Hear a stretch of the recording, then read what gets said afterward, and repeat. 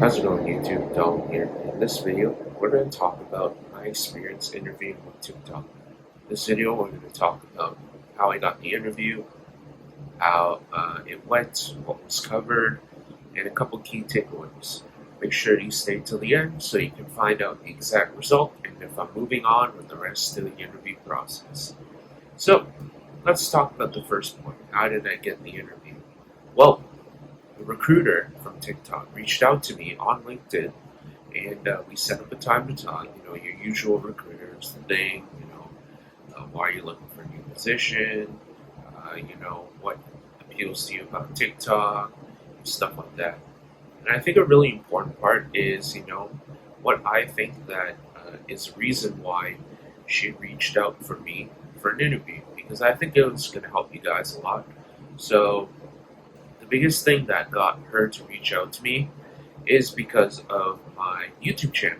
So you see here, I have a very small YouTube channel, about 26 subscribers at the time of recording, but the role was for mobile video and photo architecture software engineer. In this position, I'll talk a little bit about it more. One of the things that they were looking for is someone who had experience creating content, stuff like that, who understands like 4K, HDR, stuff like that. So the key takeaway there is actually make some videos. You don't even have to have a YouTube channel with 100,000 subscribers. You don't have to, be a YouTube star. Just make content. It's going to open up a lot of doors. It's going to dog in the background. So anyway, so you open up a lot of doors. You put yourself as an authority figure, which is the main reason why I made a YouTube channel in the first place.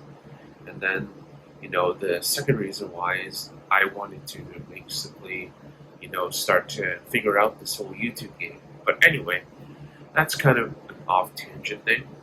That was one of the reasons why she reached out to me, and it's because of my experience with Swift.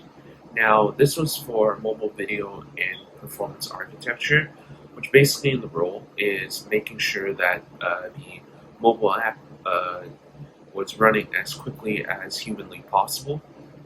So that was kind of the role that I interviewed for. So let's talk about my on-site experience. So how does the on-site work? Well, you have three stages. You have your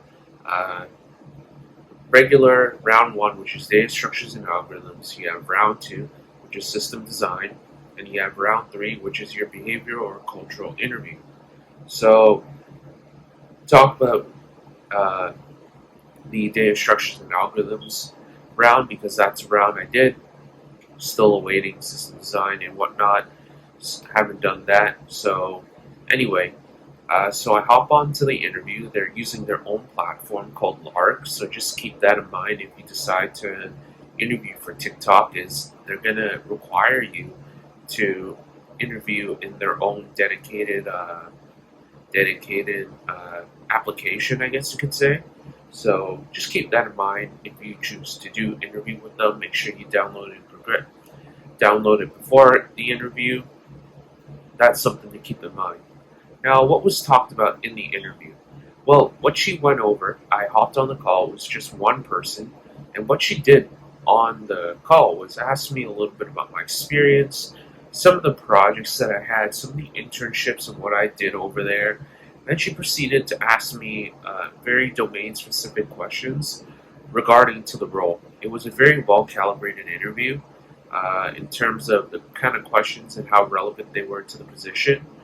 So what they asked me was basically, how do you optimize the code? How do you resolve bottlenecks and find these bottlenecks? And then she explained a little bit on the role. I thought it was a mobile position, but it turns out it was more of a C++ position. She asked me if I had experience doing C++. I said no, but I have done C, which is something I studied in college. So that was that. Then we got to the algorithm round here. So the algorithm round, basically what she asked me is, she first asked me stuff on the difference between stacks and queues. Stacks being, you go first in, last out, whereas queues are first in, first out, right? And then she proceeded to have that follow-up question was implement a stack. So she give you a class, and you have to implement some of the functions like your init and your add and your pop from the stack, right? So I explained my thought process and stuff like that, and uh, made some mistakes along the way, but overall, she was satisfied with the solution. So I think another thing that's going to be really useful for you guys is how did I prepare for the interview and what would I do if I were to go back in time and do it again? So what I did was I went over all the LeetCode 10 questions on both ByteDance and TikTok because basically they're the same company. So that was something I did to prepare for TikTok. And going back, I would have focused more on, understanding the underlying concepts rather than trying to focus on, going through as many LeetCode tag problems as possible. And that would probably be what I did in the past. So recently I got my results back, and this is the moment you all been waiting for.